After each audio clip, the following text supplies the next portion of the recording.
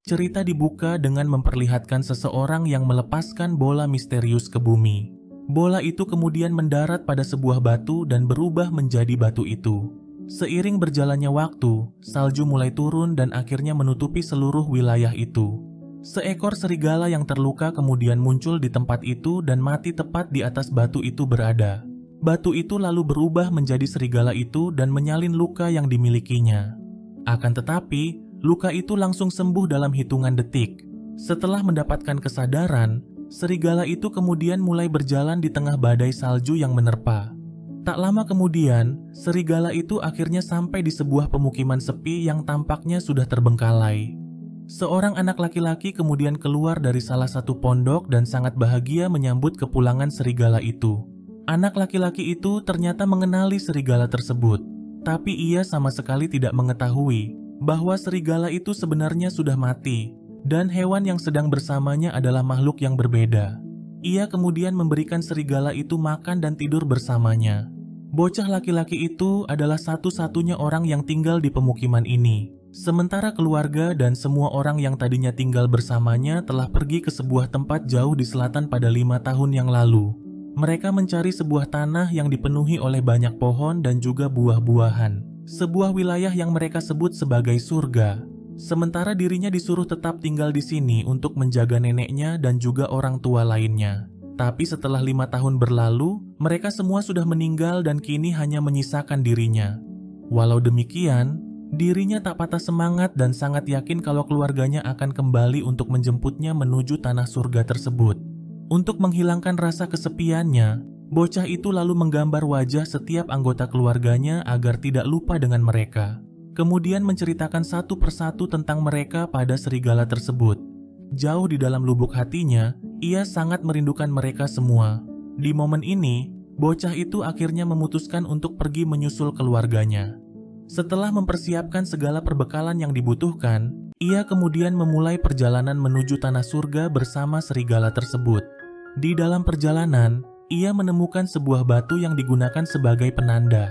Ternyata, keluarganya meninggalkan penunjuk arah untuk dirinya atau siapapun yang berencana menuju tempat yang sama. Selama berhari-hari, mereka terus berjalan dan menemukan banyak batu penunjuk arah. Pada suatu hari, perjalanan mereka cukup sulit karena salju sudah mulai turun. Tapi hal itu tak membuat bocah itu kehilangan semangatnya sedikit pun. Di saat melangkahkan kakinya, es yang diinjaknya tiba-tiba retak dan membuatnya masuk ke dalam air yang sangat dingin. Dan apesnya lagi, pecahan es itu malah melukai kakinya. Tapi bocah itu berpikir kalau semuanya baik-baik saja setelah ia mengobati lukanya. Pada keesokan harinya, ia dan serigala itu kembali melanjutkan perjalanan di tengah kuatnya badai salju yang menerpa mereka. Kemudian setelah beberapa waktu, bocah itu kembali menemukan sebuah batu penunjuk arah. Tapi anehnya, terdapat tanda X pada batu tersebut. Tak jauh dari tempat itu, ia menemukan banyak kereta pembawa perbekalan yang telah hancur dan terkubur oleh salju. Ia pun segera menyadari kalau itu adalah rombongan keluarganya yang berangkat pada 5 tahun yang lalu. Mereka semua ternyata tidak berhasil sampai ke tempat tujuan dan mati di tempat ini. Fakta menyakitkan itu lantas membuatnya sangat terpukul dan juga putus asa. Ia kemudian memutuskan untuk kembali ke tempatnya berasal, sembari menahan luka di kakinya yang tak kunjung sembuh dan sudah semakin parah. Bocah itu akhirnya berhasil pulang tapi sudah dalam kondisi yang sangat lemah. Walau demikian, ia masih berusaha bertahan hingga beberapa hari. Namun pada suatu malam, bocah itu tiba-tiba terjatuh dari tempat tidurnya. Dengan sisa tenaga yang dimilikinya, ia kemudian bangkit dan duduk di kursi kesayangannya. Di momen ini, bocah itu sadar kalau dirinya sudah sekarat dan hidupnya tidak akan lama lagi. Ia lalu meminta serigala itu untuk mengingat dirinya selamanya. Setelah mengatakan itu, bocah itu kemudian terjatuh dan menghembuskan nafas terakhirnya. Ia akhirnya bisa bersatu kembali dengan semua keluarganya.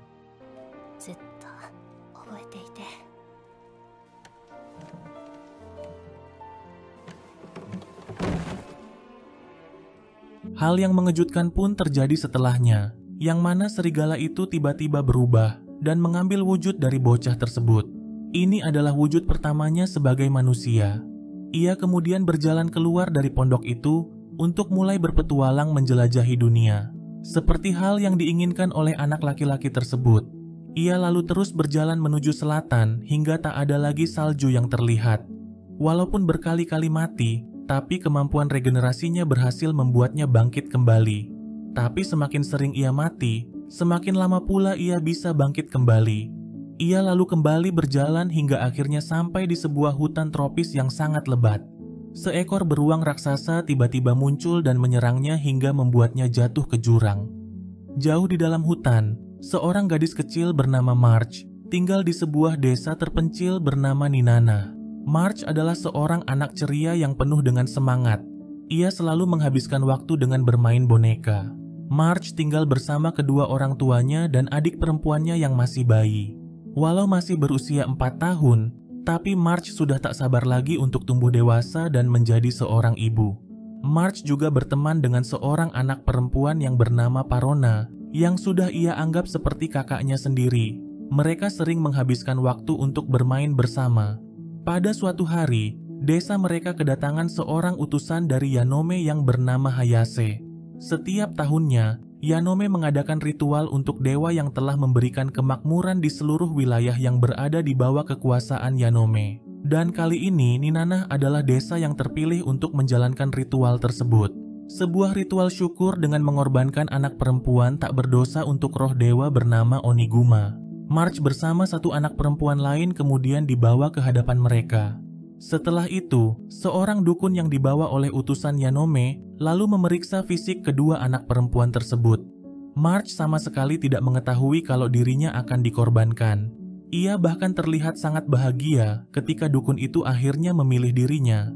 Tapi tidak dengan kedua orang tua March, yang sangat terpukul dengan apa yang baru saja terjadi. Hayase kemudian memberitahukan fakta yang sebenarnya pada gadis kecil itu. Wanita itu menjelaskan kalau ia akan menjaga March sampai ritualnya selesai. Mereka akan membawa gadis kecil itu ke sebuah gunung dan menidurkannya pada sebuah altar untuk dipersembahkan pada Oniguma. Dalam 1 tahun, mereka akan kembali untuk mengambil apapun yang tersisa di altar agar bisa dikembalikan pada keluarganya. Mengetahui semua itu lantas membuat March sangat terkejut dan juga marah. Sang ayah kemudian membentaknya dan memintanya agar bersikap baik. Sehari sebelum berangkat, semua orang di desa membawakan makanan untuk March sebagai tanda perpisahan. Pada keesokan harinya, March akhirnya dibawa pergi menuju gunung. Tampak semua orang di desa yang tak bisa menahan air mata melepas kepergiannya. Tapi saat di perjalanan, seseorang tiba-tiba menyerang Hayase dan anak buahnya. March lantas menggunakan kesempatan itu untuk melarikan diri ke dalam hutan. Akan tetapi, dirinya malah tersandung dan terjatuh ke dalam sebuah kolam. Ketika tersadar, ia tak sengaja menyentuh sebuah bola mata manusia. Satu sentuhan itu akhirnya memicu kebangkitan satu sosok yang sudah lama tenggelam di dalam kolam tersebut. Satu persatu bagian tubuhnya kemudian mulai beregenerasi. Ternyata, dia adalah makhluk misterius yang mengambil wujud dari bocah di awal cerita. Anak buah Hayase yang menyaksikan itu pun sangat ketakutan dan memutuskan untuk pergi dari tempat itu. Di sisi lain, Hayase akhirnya berhasil menangkap Parona, yang ternyata adalah dalang di balik penyerangan terhadap mereka. Parona sendiri berencana menculik March dan memalsukan kematiannya, tapi sayang rencananya berakhir dengan kegagalan. Sesaat kemudian, 2 anak buah Hayase kembali untuk melaporkan apa yang baru saja mereka saksikan. Sementara itu, March masih terus mengikuti sosok misterius yang baru saja ditemuinya. Karena sangat penasaran, gadis kecil itu kemudian menanyakan siapa namanya dan dari mana ia berasal. Namun, sosok bocah berambut putih itu sama sekali tidak mengucapkan sepatah kata pun. Perhatian mereka lalu tertuju pada sebuah pohon yang berbuah sangat lebat. March lalu memanjat pohon itu dan memberikan beberapa buah padanya. Ia pun dibuat sangat terkejut ketika melihatnya makan dengan sangat rakus layaknya binatang. Walau sedikit kesal dengan perilakunya, tapi March berusaha tetap tenang dan bahkan mengajarinya untuk mengucapkan kata terima kasih. Saat tertidur, March bermimpi melihat sang adik dan anak perempuan lain dari desanya dilahap oleh Oniguma. Parona dan semua orang di desa mengatakan kalau hal itu terjadi karena March melarikan diri. Mereka berdua terpaksa dikorbankan untuk menggantikan dirinya. Setelah itu, ia pun seketika terbangun dengan perasaan yang sangat bersalah. Tak mau mimpinya jadi kenyataan, Marge kemudian memutuskan untuk kembali pada Hayase. Akan tetapi, bocah berambut putih itu malah mengikuti dirinya.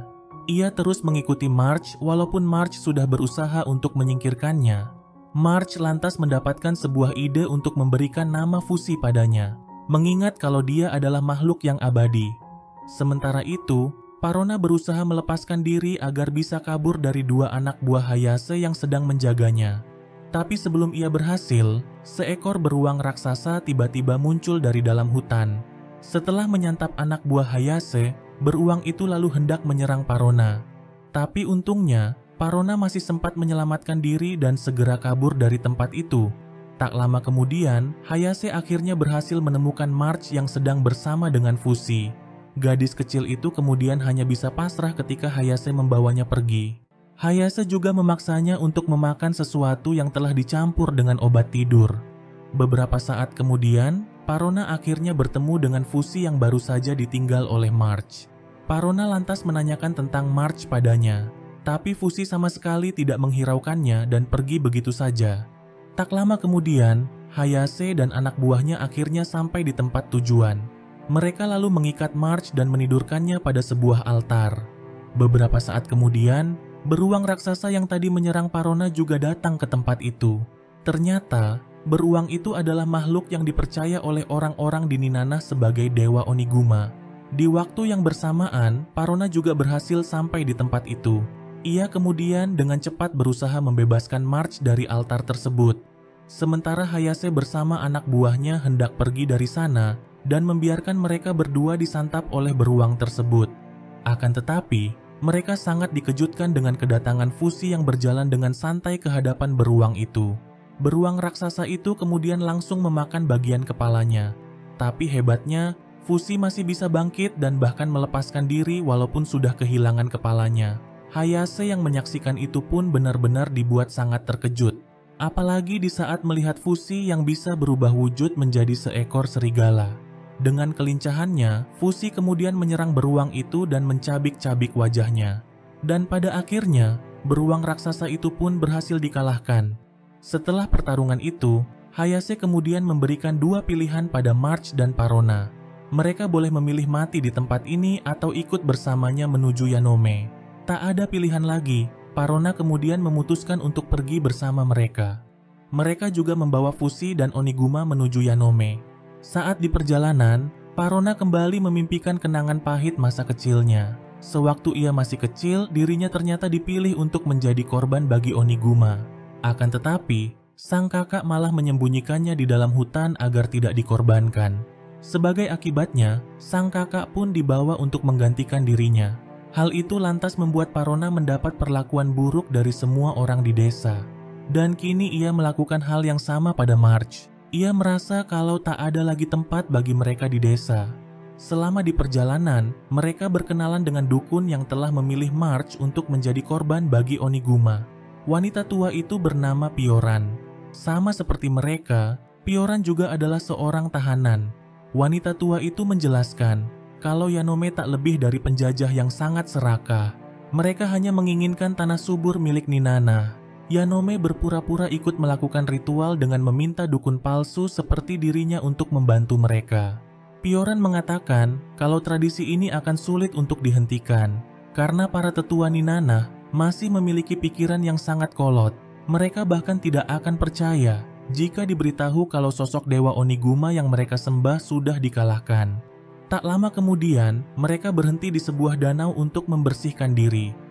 Ketika melihat pantulan wajahnya di air, Fushi seketika mengingat bocah berambut putih tanpa nama yang pernah bersamanya. Ia lalu kembali berubah wujud menjadi bocah tersebut. Setelah menempuh perjalanan yang cukup jauh, mereka akhirnya sampai di Yanome, sebuah kota yang sangat ramai dan juga sudah cukup maju. Ini adalah pertama kalinya Marge melihat tempat seramai itu, dan hal itu membuatnya sangat antusias dan bahagia. Tapi rasa kebahagiaan itu sirna seketika di saat ia melihat seorang anak yang tampak bahagia bersama kedua orang tuanya.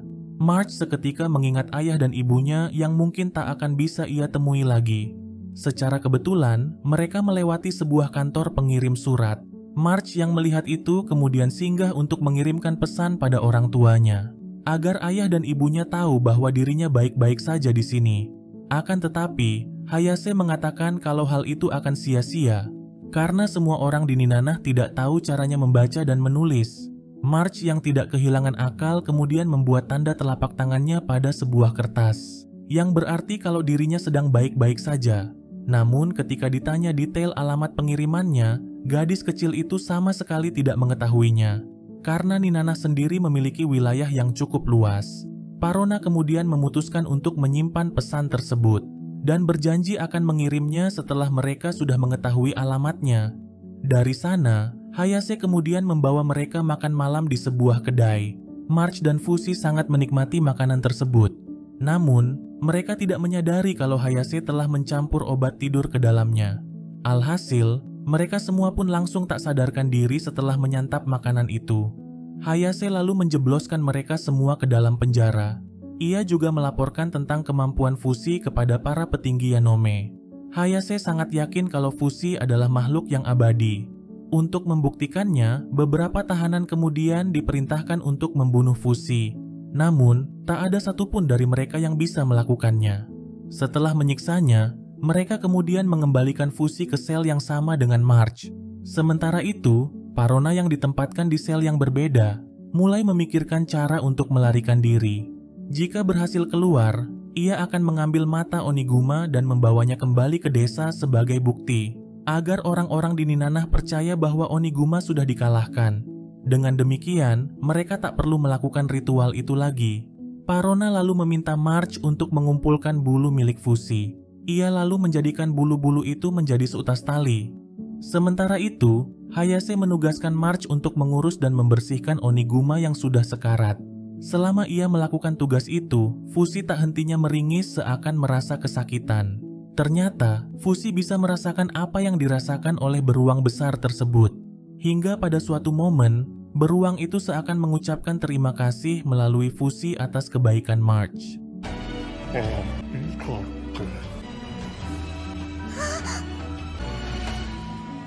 March pun langsung menyadari kalau beruang itu akhirnya sudah mati. Beberapa waktu kemudian, Parona mencoba kabur dari selnya menggunakan tali yang ia buat dari bulu Fushi. Namun apesnya, ia malah terpeleset hingga membuatnya terjatuh. Tapi untungnya ia masih bisa selamat walaupun sudah terjatuh dari ketinggian. Salah satu penjaga kemudian memergokinya dan hendak melakukan hal yang tidak senonoh padanya. Tapi Parona dapat dengan mudah mengalahkan penjaga tersebut. Ia lalu menggunakan pakaian penjaga itu untuk menyamar dan membebaskan March dari dalam selnya. Parona juga membebaskan Pioran dan memintanya untuk membawa March kabur lebih dulu melalui saluran air. Sementara dirinya akan mengambil mata Oniguma untuk dijadikan sebagai bukti. Tapi sebelum ia melakukan itu, March tiba-tiba memintanya untuk berhenti. Ia mengatakan kalau tindakan yang dilakukan oleh Parona adalah sesuatu yang kejam. Walaupun Parona sudah berusaha untuk memberikannya pemahaman, tapi March tetap tidak setuju dengannya. Ia mengatakan kalau Oniguma hanyalah beruang besar yang terlihat menakutkan, dan ritual yang mereka lakukan seharusnya tidak ada hubungannya dengan beruang tersebut. Setelah mendengar semua itu, Parona akhirnya berubah pikiran dan memutuskan untuk pergi tanpa membawa apapun dari beruang itu. Setelah berhasil keluar dari penjara, mereka menggunakan kereta kuda untuk pergi meninggalkan kota itu. Keberhasilan mereka lantas membuat March sangat bahagia. Ia sudah tak sabar lagi untuk bertemu dengan kedua orang tuanya.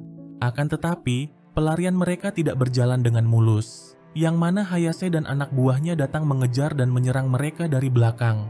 Mau tak mau, Parona lalu coba menghadapi mereka seorang diri. Melihat sang kakak yang berjuang sendirian, March pun tak mau hanya tinggal diam. Di saat Hayase melepaskan tembakan panah ke arah Parona, ia kemudian dengan cepat langsung melindungi sang kakak menggunakan tubuh kecilnya.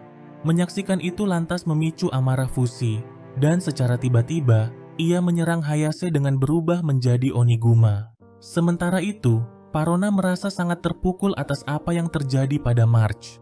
Ia kemudian coba mengobati luka gadis kecil itu, walaupun mustahil baginya untuk bisa selamat dari luka tersebut. Tapi Parona berusaha untuk tetap tegar dan tersenyum di hadapannya. Perasaannya pun dibuat sangat hancur di saat mengetahui kalau March telah menyimpan makanan untuknya sebagai tanda terima kasih. Setelah memberikannya, gadis kecil itu akhirnya meninggal dengan senyuman di wajahnya. Parona kemudian membawa March turun dari kereta itu dan pergi mendatangi Fushi yang sedang mengamuk di tengah kota. Ia lalu memintanya untuk berhenti dan mengatakan bahwa semuanya sudah berakhir. Sementara itu, tampak Hayase yang terluka parah akibat serangan brutal dari Fushi. Parona kemudian mendekatinya dan mengambil sebuah potongan pedang yang terjatuh di tanah. Tapi bukannya menghabisi wanita itu, Parona malah hendak menyusul March dengan mengakhiri hidupnya sendiri. Hal yang sangat mengejutkan pun terjadi di momen ini, yang mana Fushi tiba-tiba menghentikannya. Fushi lalu berubah kembali menjadi Oniguma dan membawa Parona pergi dari kota itu. Ketika sampai di desa, semua orang sangat penasaran dari mana Parona selama setengah tahun ini. Dengan perasaan yang sangat terpukul, Parona kemudian menyerahkan selembar kertas yang berisikan cetakan sebuah tangan kepada orang tua March. Dengan berlinang air mata, ia mengatakan kalau tanda cetakan tangan itu berarti bahwa March baik-baik saja. Tangisan kedua orang tua March pun seketika pecah di saat mendengar itu.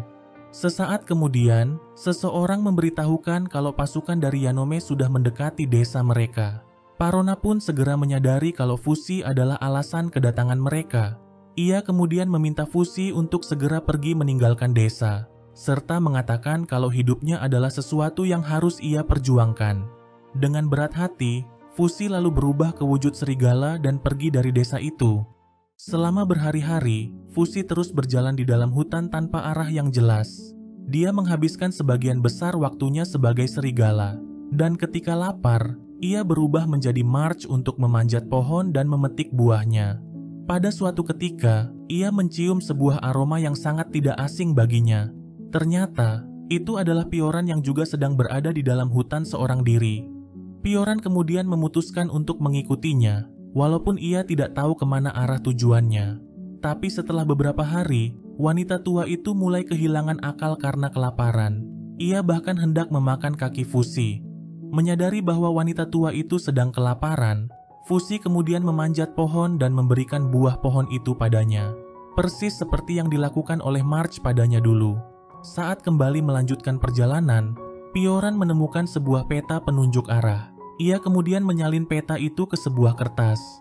Melihat apa yang sedang dilakukan oleh wanita tua itu, Fushi yang sangat penasaran lantas menirunya. Melihat itu, Pioran kemudian mulai mengajarinya cara menulis dan membaca namanya sendiri. Ia bahkan berjanji akan mengajarkan Fushi lebih banyak hal lagi, tapi jika Fushi mau menurut dan ikut bersamanya. Selama berhari-hari, Pioran mengenalkan banyak hal kepada Fushi, mengajarinya beberapa hal penting agar bisa menjalani hidup seperti manusia pada umumnya. Seiring berjalannya waktu, Fushi akhirnya mulai bisa berbicara. Beberapa hari kemudian, mereka akhirnya sampai ke sebuah desa. Mereka lalu menaiki sebuah perahu untuk menyeberangi pulau. Pioran yang sangat penasaran lantas bertanya dari mana Fushi berasal dan apa yang dilakukannya sebelum ini. Tapi Fushi sama sekali tidak mengetahui dari mana asal-usulnya.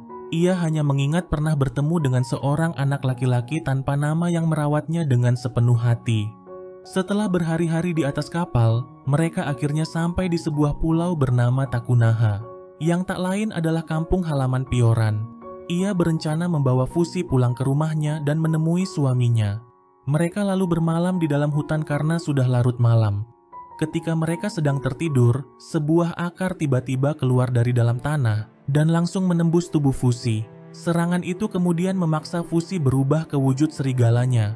Sosok misterius yang mirip seperti Fushi lalu muncul di tempat itu. Ternyata, sosok menyeramkan itu telah mengambil wujud anak laki-laki itu dari Fushi. Di waktu yang bersamaan, satu sosok berjubah hitam juga muncul di tempat itu. Ia lalu menjelaskan kalau monster yang telah mengambil wujud anak laki-laki itu adalah musuh alami Fushi. Setelah mendengar itu, Fushi kemudian menyerangnya dan coba mencabik-cabik sosok misterius itu. Akan tetapi, sosok misterius itu berbalik menyerang Fushi dan menusuk tubuhnya. Kekalahan itu lantas membuat Fushi kehilangan wujud serigalanya, yang kemudian membuatnya terpaksa berubah menjadi Oniguma. Ia lalu kembali menyerang sosok misterius itu yang telah berubah menjadi serigala. Awalnya, Fushi berhasil mencabik tubuhnya hingga memperlihatkan inti dari sosok misterius itu. Namun, Fushi kembali diserang balik hingga membuatnya tidak berdaya. Setelah berhasil mengalahkan Fushi, sosok misterius itu kemudian mengambil wujud Oniguma milik Fushi. Dan kini wujud March adalah satu-satunya wujud tersisa yang dimiliki oleh Fushi. Dengan kelincahannya, Fushi lalu menggunakan tubuh March untuk masuk ke dalam tubuh makhluk mengerikan itu. Dengan penuh perjuangan, ia akhirnya berhasil mencabut inti dari makhluk mengerikan itu, yang seketika membuat beruang jadi-jadian itu tumbang seketika. Setelah mendapatkan intinya, Fushi akhirnya berhasil mendapatkan kembali ketiga wujud yang telah dicuri darinya. Sosok berjubah hitam itu kemudian memberitahukan kalau dialah yang telah menciptakan Fushi dengan tujuan untuk melestarikan dunia. Sementara makhluk misterius yang telah menyerang Fushi sebelumnya disebut sebagai Knocker. Dia adalah makhluk yang diciptakan untuk menghalangi tujuan mereka. Setelah memberitahukan hal itu, sosok berjubah hitam itu kemudian menghilang dari hadapannya. Pada keesokan harinya, mereka akhirnya sampai di tempat tujuan. Seorang bocah bertopeng aneh kemudian menyambut kedatangan mereka. Cerita lalu mundur ke beberapa bulan yang lalu. Kita kemudian dikenalkan dengan Gugu dan Shin. Mereka adalah sepasang kakak beradik yatim piatu yang hidup dengan menggelandang. Walau demikian, mereka berdua adalah orang yang sangat pekerja keras yang mau melakukan pekerjaan apapun.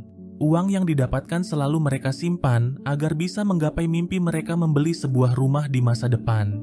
Pada suatu hari, Gugu yang baru saja pulang bekerja mendapati bahwa uang tabungan mereka telah berkurang.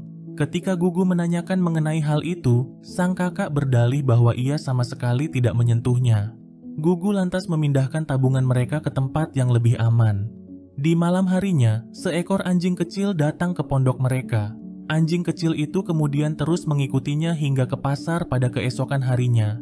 Di waktu yang bersamaan, seorang putri juragan kaya sedang berkeliling di pasar untuk mencari anjingnya yang kabur.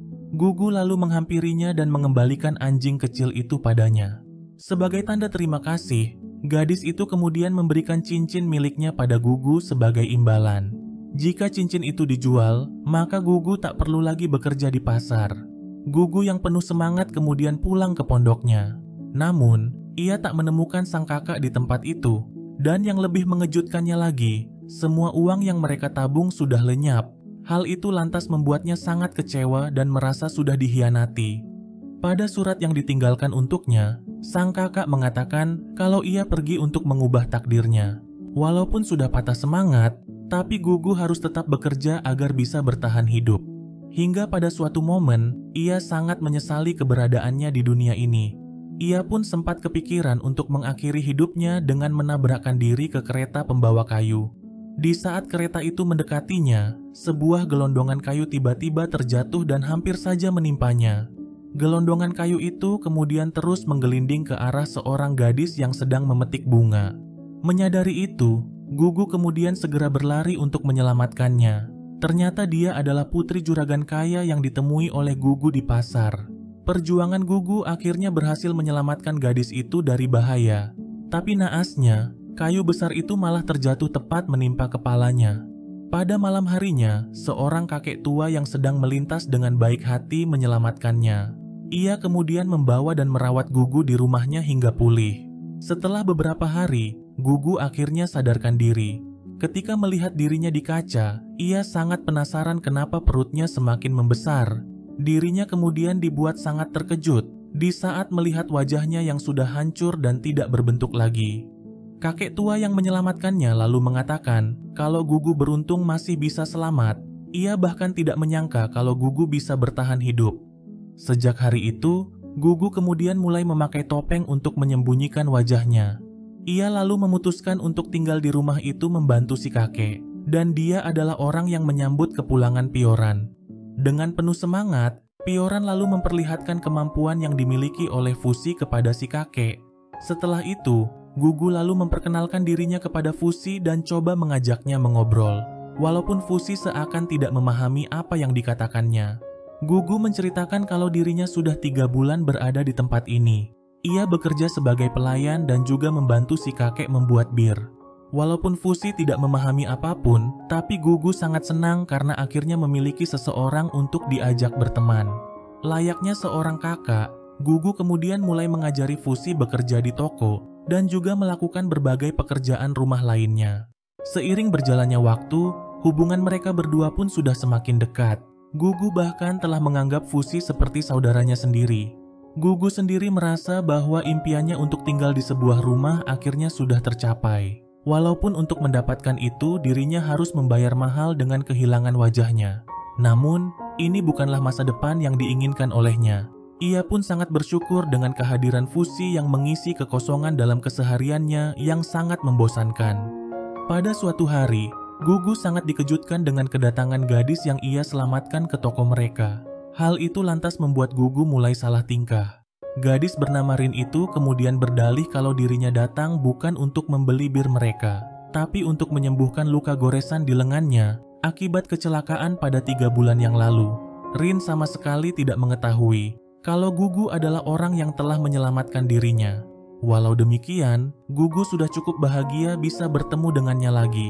Akan tetapi, Rin malah lebih tertarik pada Fusi dibandingkan dirinya. Hal itu lantas membuat Gugu sangat galau dan merasa bahwa dirinya sama sekali tidak menarik untuk dilihat. Setelah mendapat wejangan dari si kakek, Gugu kemudian mulai berolahraga untuk memperbaiki penampilannya. Beberapa hari kemudian, Rin kembali datang ke toko mereka. Namun, kedatangannya kali ini adalah untuk bekerja di toko si kakek. Ia bahkan rela tidak dibayar asalkan diizinkan tinggal bersama mereka. Melihat keseriusan gadis itu, lantas membuat si kakek tak bisa menolak permintaannya. Agar Rin tidak takut, si kakek lantas meminta Fusi agar menyembunyikan kemampuannya di hadapan Rin. Selain berubah wujud, Fusi juga bisa menciptakan semua benda yang pernah bersentuhan dengannya, seperti sebuah tombak yang dulu pernah digunakan untuk membunuhnya. Melihat kemampuan itu lantas membuat Gugu sangat takjub dan antusias, apalagi di saat melihat kemampuan regenerasi milik Fusi. Pada keesokan harinya, Rin akhirnya datang untuk mulai bekerja di toko mereka. Gugu kemudian coba berbasa-basi dengan menanyakan luka di lengan gadis itu. Rin mengatakan kalau bekas luka di lengannya masih belum hilang. Mengetahui itu, Gugu lalu meminta bantuan si kakek untuk menghilangkan bekas luka di lengan Rin. Si kakek lalu membuka topeng yang dipakai oleh Gugu, kemudian memasukkan sebuah selang melalui mulutnya untuk mengeluarkan alkohol yang sudah dimurnikan dari dalam tubuhnya. Ia kemudian meminta Gugu untuk mengoleskan alkohol itu pada luka Rin. Gugu pun sangat terkejut kenapa alkohol sebanyak itu bisa keluar dari tubuhnya. Ternyata, si kakek telah bereksperimen di saat menyembuhkannya, yaitu dengan menambahkan organ buatan tambahan ke dalam tubuhnya, kemudian mengisinya dengan alkohol untuk dimurnikan. Ia sangat penasaran dengan apa yang terjadi pada alkohol di perut manusia. Mengetahui itu lantas membuat Gugu sangat marah dan segera pergi dari rumah itu. Rin dan Pioran juga tidak setuju dengan apa yang telah dilakukan oleh si kakek terhadap Gugu. Selama Gugu pergi, Fusi kemudian coba menggantikan tugasnya memasak. Akan tetapi, makanan yang dimasak oleh Fusi sama sekali tak layak untuk dimakan. Sementara itu, Gugu merasa kesal karena tak ada yang datang untuk mengejarnya. Ia kemudian coba mengeluarkan semua alkohol yang ada di dalam perutnya. Tapi sekuat apapun ia berusaha, alkohol itu tetap tak bisa keluar. Gugu lalu bermalam di pondok yang dulu ia tinggali bersama sang kakak. Pada keesokan harinya, Gugu coba meminta pekerjaan kepada pemilik kebun tempatnya dulu bekerja. Dengan baik hati, pria itu kemudian memberikannya pekerjaan. Walaupun para pekerja lain mengolok-olok dirinya karena topeng aneh yang dipakainya, tapi Gugu berusaha untuk tidak menghiraukan mereka. Sehabis bekerja, si pemilik kebun dengan baik hati mengundang Gugu makan malam di rumahnya. Bahkan, ia menawarkan Gugu untuk tinggal bersama dengan keluarganya, tapi putranya langsung menolak hal itu. Ia mengatakan tidak ingin tinggal bersama dengan monster seperti Gugu. Mendengar itu lantas membuat sang ayah sangat marah. Ia sama sekali tak peduli sekalipun orang-orang memanggil Gugu sebagai monster. Melihat pertengkaran ayah dan anak itu, Gugu kemudian memberitahukan kenapa ia memakai topeng. Ia juga berujar jika sebuah keluarga harus saling menyayangi satu sama lain. Karena itulah ia akan membuka topengnya. Dan setelah mereka melihat wajahnya, Gugu ingin mengetahui apakah pria itu masih tetap mau menerimanya. Di saat Gugu memperlihatkan wajahnya, mereka semua pun dibuat sangat terkejut. Bahkan anak pria itu sampai ketakutan. Atas hal itu, Gugu kemudian memutuskan untuk pergi dari rumah tersebut. Pria itu kemudian hanya bisa meminta maaf kepada Gugu. Ia juga mengajak Gugu untuk datang lagi bekerja di kebunnya. Gugu lantas berterima kasih atas kebaikan pria itu, serta mengatakan bahwa dirinya baik-baik saja. Saat di perjalanan pulang, beberapa pemuda jahanam dengan iseng melepaskan topengnya. Di momen ini, Gugu mulai berpikir kalau tak ada alasan baginya untuk selalu memakai topeng itu. Ia kemudian memutuskan untuk membuang topeng tersebut. Namun, keputusannya melepaskan topeng malah membuat orang-orang ketakutan di saat melihat wajahnya. Ketika si tuan tanah menanyakan kenapa Gugu tidak memakai topengnya, Gugu berdalih kalau dirinya merasa tidak nyaman. Sementara di sisi lain, Fusi masih terus melakukan pekerjaan yang tadinya menjadi tanggung jawab Gugu. Namun, tidak ada satupun pekerjaannya yang beres. Dari mulai masakan yang tidak bisa dimakan, merusak barang-barang di toko, hingga kebun si kakek yang malah hancur dibuat olehnya. Hal itu lantas membuat si kakek sangat frustasi. Menyadari bahwa dirinya tak bisa apa-apa, Fusi kemudian memintanya untuk mengajarinya bekerja. Tapi wanita tua itu langsung menolak permintaannya. Pioran memiliki alasan khusus kenapa ia menolak permintaan Fusi. Menurutnya, Fusi tak boleh dimanjakan dan harus segera menjadi manusia. Kembali pada Gugu, yang terus bekerja keras walaupun semua orang memandang rendah dirinya. Ketika ia selesai bekerja, anak si pemilik kebun mendatanginya, kemudian memintanya agar tidak datang lagi bekerja. Bocah itu mengatakan kalau ia sangat malu karena Gugu selalu datang ke kebun mereka. Ia juga merasa bahwa Gugu telah merepotkan ayahnya. Gugu yang mendengar itu kemudian hanya bisa tertunduk lesu tanpa bisa menjawab perkataannya. Keesokan harinya, Gugu akhirnya memutuskan untuk tak datang lagi bekerja. Ia kemudian pergi ke pasar untuk mencari pekerjaan lain. Namun, semua orang malah kabur karena takut melihatnya. Karena sudah kehabisan uang, Gugu kemudian memutuskan untuk menjual cincin pemberian Rin. Si penjaga toko perhiasan pun dibuat sangat terkejut di saat melihat cincin itu. Karena itu adalah cincin mewah yang harganya sangat mahal. Akan tetapi, Gugu tiba-tiba mengurungkan niatnya untuk menjual cincin itu. Saat berjalan di pasar, ia secara kebetulan melihat sang kakak yang baru saja dicampakkan dari tempatnya bekerja. Hatinya pun dibuat sangat sedih di saat melihat tubuh sang kakak yang sangat kurus dan lemah. Ia kemudian memutuskan untuk meninggalkan cincin itu pada sang kakak, dan berharap sang kakak bisa memulai hidup yang baru setelah menjual cincin tersebut. Gugu berpikir kalau dirinya tidak membutuhkan cincin itu, karena dirinya akan tetap dianggap sebagai monster jikapun menjual cincin tersebut. Tapi jika sang kakak menjualnya, ia mungkin bisa berubah menjadi manusia yang lebih baik. Di saat dirinya sedang tertidur, dua orang pria tiba-tiba datang menculiknya. Mereka kemudian hendak membawanya pergi untuk dijual. Akan tetapi, Fusi tiba-tiba datang untuk menghentikan aksi kedua orang itu. Fusi kemudian berubah menjadi Oniguma untuk menakuti mereka berdua. Gugu pun tidak menyangka kalau Fusi akan datang menyelamatkannya. Fusi lantas mengatakan bahwa ia tak bisa tumbuh dewasa tanpa Gugu. Mendengar itu kemudian membuat Gugu sangat terharu dan bahagia. Di hari-hari berikutnya, mereka bersenang-senang dengan menakut-nakuti semua orang di pasar. Gugu belum mau pulang karena masih kecewa pada si kakek. Tapi setelah beberapa hari, ia mulai lemas karena sudah lama tidak makan. Melihat itu, Fusi kemudian mulai memikirkan semua makanan yang pernah dimakannya. Dan secara mengejutkan, ia bisa menciptakan semua itu hanya dengan tangan kosong. Gugu lalu memakan semua makanan itu dengan sangat lahap. Di sini, Gugu kembali mengingat ketika dirinya tinggal di sebuah rumah mewah, di mana dirinya bisa makan dengan puas dan tidur dengan nyenyak. Pada saat itu Gugu masih belum memahami kalau keluarga kaya itu adalah majikan mereka. Hingga pada suatu hari, keluarga itu akhirnya pindah dan tidak membawa mereka. Di saat itulah Gugu menyadari kalau ia dan sang kakak tidak memiliki keluarga. Selama ini, hanya sang kakak yang menyayanginya dan selalu ada untuknya. Tapi momen itu kini sudah berakhir. Gugu kemudian meminta maaf karena sudah merepotkan Fusi. Ia juga sangat berterima kasih karena Fusi telah mengkhawatirkan dirinya. Ia lalu meminta Fusi agar berubah menjadi dirinya jika suatu saat ia mati. Beberapa saat kemudian, Rin tiba-tiba mendatangi mereka. Hal itu lantas membuat Gugu sangat terkejut dan berusaha menyembunyikan wajahnya. Walaupun Rin sudah berusaha membujuknya, tapi Gugu masih berat hati untuk pulang.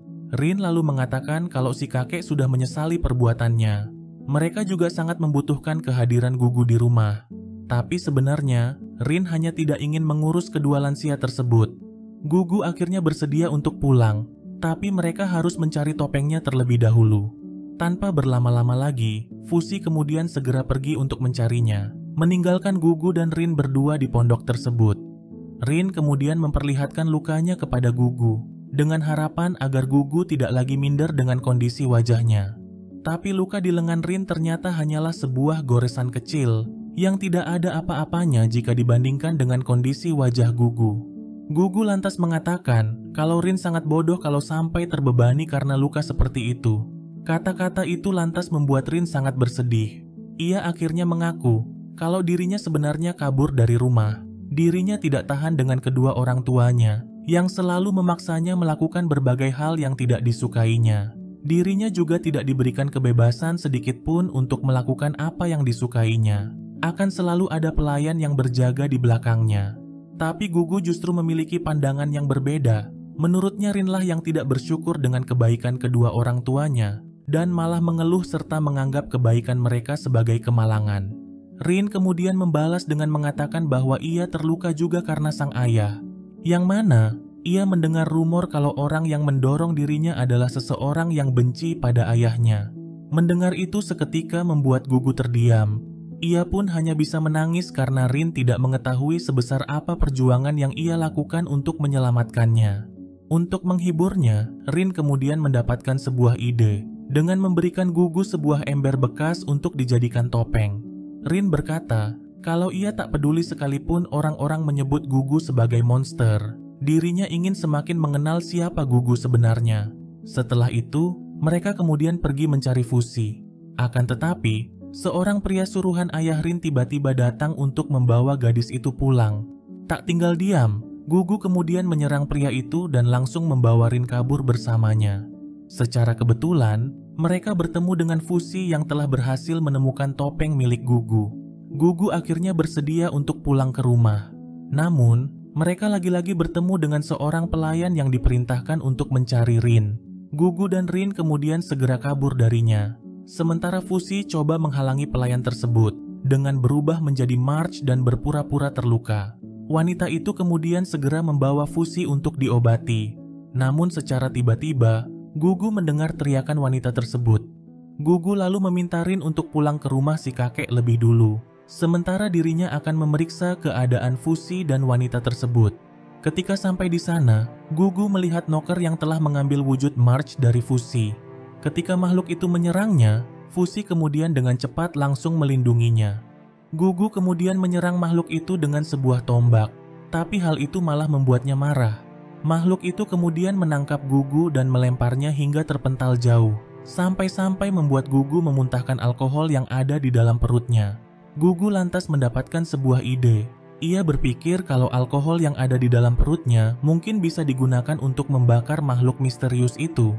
Tapi sialnya, alkohol yang ada di dalam perutnya tak bisa keluar di saat ia sangat membutuhkannya. Gugu lantas menduga kalau alkohol di dalam perutnya sudah habis. Fusi yang tidak ingin Gugu terluka kemudian memintanya agar segera pergi. Alih-alih menurutinya, Gugu malah berencana pulang untuk mengisi alkohol ke dalam perutnya. Setibanya di sana, ia melihat Rin yang sedang dibawa paksa orang tuanya untuk pulang ke rumah. Gugu yang sudah sempoyongan kemudian meminta si kakek agar memberikannya alkohol yang paling kuat. Ternyata, alkohol yang dimuntahkan oleh Gugu sebelumnya malah membuat dirinya mabuk berat. Gugu mengatakan kalau ia harus segera kembali membantu Fusi. Menyadari bahwa Fusi mungkin sedang dalam bahaya, Pioran lantas meminta si kakek agar segera menuruti permintaannya. Mau tak mau, si kakek lalu mengisi perut Gugu dengan alkohol terkuat yang dimilikinya.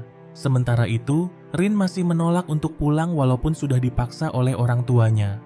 Sang ayah yang tak tahan lagi kemudian hendak membawanya secara paksa. Tapi Gugu tiba-tiba langsung menghentikannya. Di sini, Rin akhirnya berterus terang kalau dirinya tak ingin selalu diatur dan ingin hidup sesuai dengan keinginannya.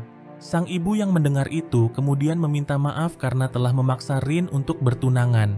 Mengetahui bahwa Rin sudah bertunangan, Gugu kemudian mengatakan kalau tak ada orang lain yang lebih mencintai Rin selain dirinya. Sontak saja kata-kata itu membuat Rin tertegun.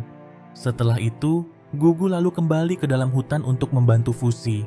Namun, ia tak bisa menemukan keberadaannya. Satu sosok monster beruang raksasa kemudian muncul dan langsung menyerangnya hingga membuatnya terpental. Di saat makhluk besar itu hendak kembali menyerangnya, Gugu langsung menyemburkan semua alkohol yang ada di perutnya untuk membakar beruang jadi-jadian itu. Perjuangannya akhirnya berhasil membuat makhluk itu terbakar sampai tak bersisa. Walau demikian, dirinya sangat bersedih karena Fushi tak kunjung muncul juga. Sesaat kemudian, inti dari makhluk itu keluar dan terbang menuju sebuah batu. Ternyata, Knocker telah mengalahkan semua wujud Fushi hingga membuatnya kembali menjadi batu. Tapi berkat perjuangan Gugu, Fushi akhirnya berhasil mendapatkan kembali semua wujud yang telah dicuri darinya. Hal itu lantas membuat Gugu sangat bahagia. Mereka lalu pulang ke rumah dan disambut oleh semua orang. Untuk merayakan kepulangannya, Gugu memasak banyak masakan lezat untuk mereka santap bersama. Kedua orang tua Rin yang juga ikut makan bersama mereka memuji masakan Gugu yang sangat lezat. Bahkan masakannya lebih enak daripada masakan koki keluarga mereka. Sementara itu, sosok berjubah hitam kembali mendatangi Fushi. Ia kemudian menyarankan Fushi agar segera meninggalkan tempat ini, karena menetap di tempat yang sama tidak akan bisa membuatnya semakin kuat. Ia juga mengatakan kalau Knocker akan selalu datang untuk mengalahkan Fushi, dan Fushi yang sekarang tidak mungkin bisa menang melawan mereka.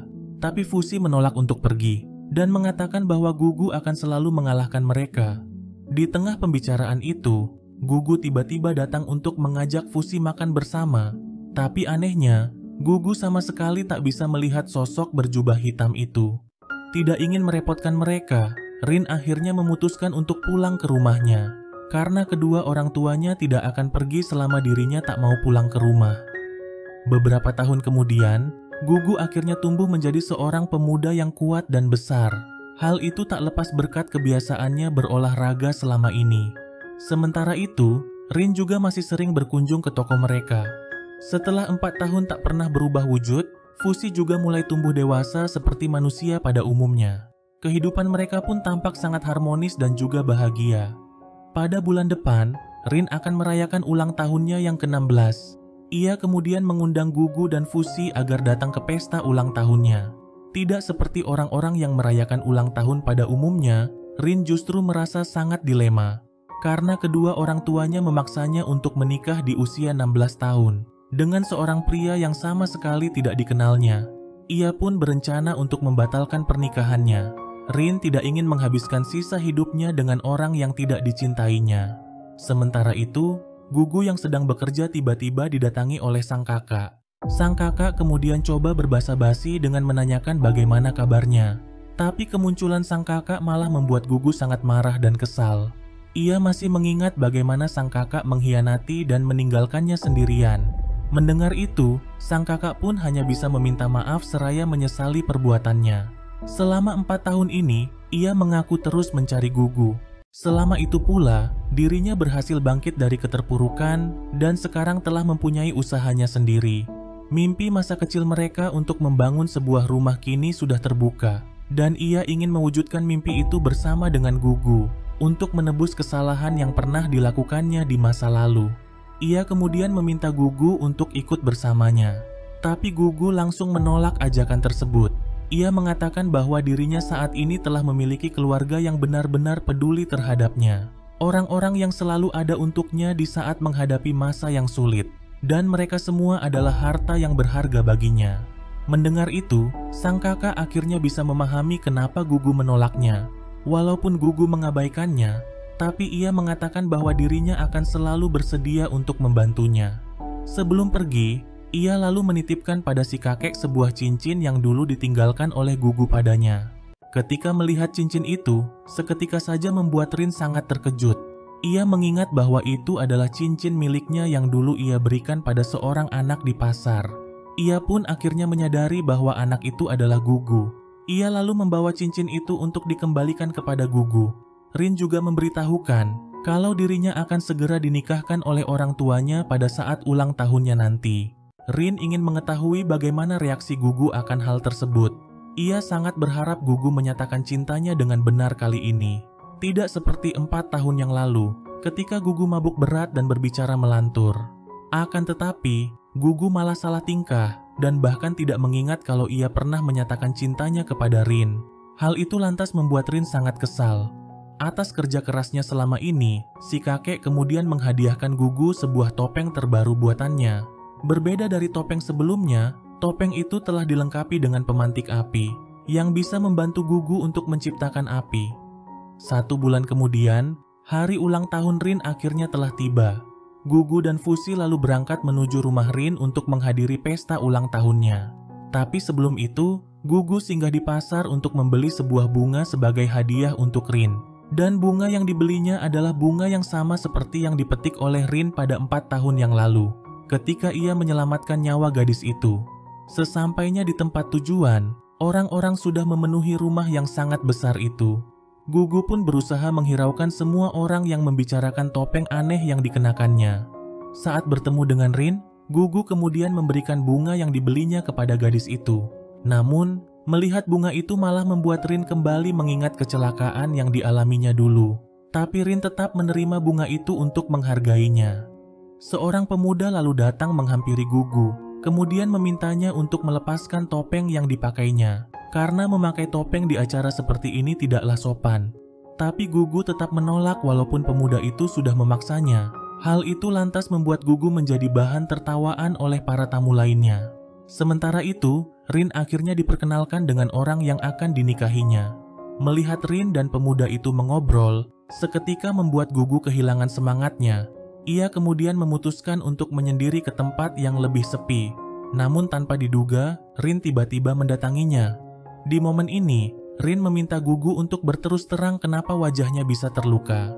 Gugu lalu menceritakan kalau wajahnya tertimpa oleh sebuah kayu besar di saat menyelamatkan seorang gadis yang pada saat itu sedang memetik bunga indah berwarna ungu di lereng bukit.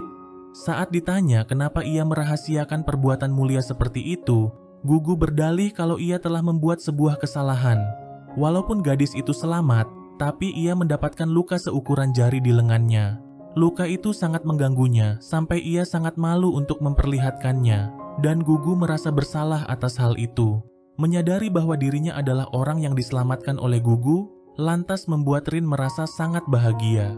Di saat Rin hendak mendekatinya, balkon yang mereka injak tiba-tiba roboh dan terjatuh ke laut. Gugu kemudian langsung mendorong Rin agar tidak ikut terjatuh bersamanya. Sementara itu, sosok berjubah hitam memberitahu Fusi bahwa Noker sudah menyebar di seluruh tempat ini. Dan secara tiba-tiba, seluruh bangunan itu mulai bergetar dan runtuh secara perlahan. Fusi kemudian langsung berubah menjadi Oniguma untuk menahan bangunan itu agar tidak menimpa orang-orang di dalamnya. Di lain sisi, Gugu masih bisa selamat berkat bantuan para tamu undangan yang baik hati. Ia kemudian bergegas pergi mencari keberadaan Fusi. Sesampainya di sana, ia melihat Fusi yang masih berjuang menahan bangunan itu. Fusi kemudian meminta Gugu agar segera membawa kedua orang tua Rin yang terluka. Dan tepat setelah mereka keluar, seluruh bangunan itu akhirnya runtuh. Fusi yang tertimpa oleh reruntuhan bangunan itu lantas membuatnya kehilangan wujud Oniguma. Kemudian secara tiba-tiba, Noker yang telah mengambil wujud Oniguma muncul dari dalam reruntuhan itu. Gugu kemudian coba membakar makhluk itu. Akan tetapi, api yang ia semburkan masih belum cukup untuk membunuhnya.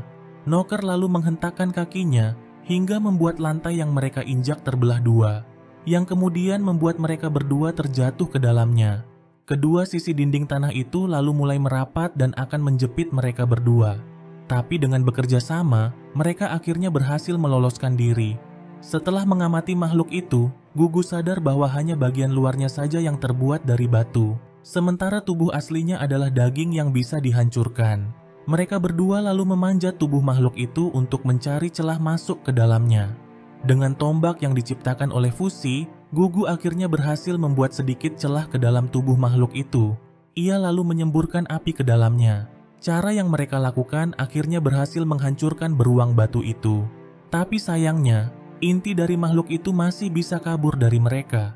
Di saat mereka berpikir kalau situasi sudah baik-baik saja, Noker tiba-tiba kembali muncul dan langsung menghancurkan wujud March yang sedang digunakan oleh Fusi. Beruang batu itu lalu hendak menyerang Gugu, tapi untungnya Rin datang di waktu yang tepat untuk menyelamatkannya. Mereka lalu hendak keluar dari tempat itu. Akan tetapi, seluruh bangunan itu akhirnya runtuh menimpa mereka berdua.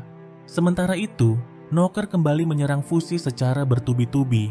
Di waktu yang bersamaan, Fushi merasakan sesuatu yang menyakitkan, dan itu bukan berasal dari dirinya. Ia pun segera menyadari kalau Gugu sedang dalam bahaya. Apa yang dirasakan oleh Fushi ternyata benar. Tampak Gugu yang berusaha menahan reruntuhan menggunakan tubuhnya untuk melindungi Rin. Dalam situasi seperti ini, Gugu masih berusaha menenangkan Rin dan mengatakan bahwa semuanya akan baik-baik saja. Walaupun tubuhnya sudah mencapai batasnya, tapi kekuatan cinta membuat Gugu masih bisa bertahan.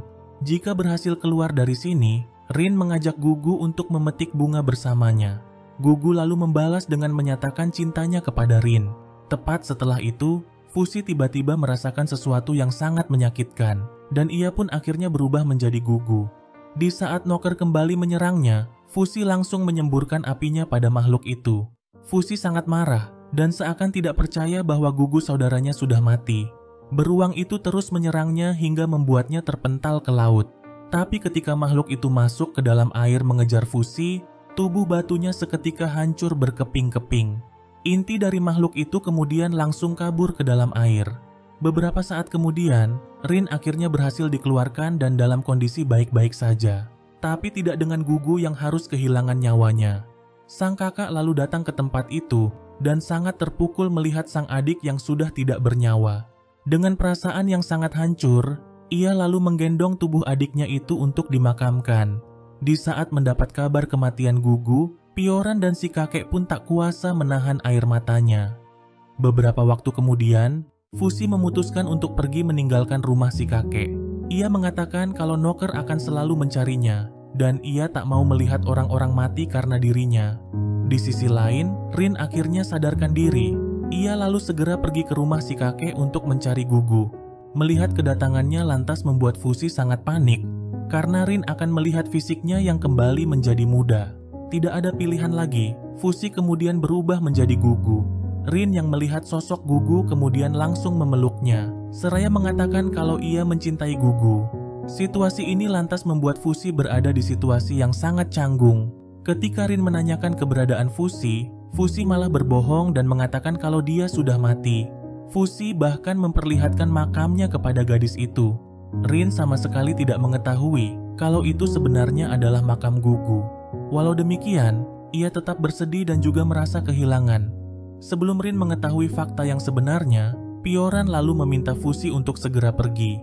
Ketika Rin menanyakan kemana tujuannya, Fushi berdalih kalau ia akan pergi ke pasar. Rin lalu memintanya untuk bertemu di tempat yang telah mereka janjikan, di mana mereka bisa memetik bunga bersama-sama.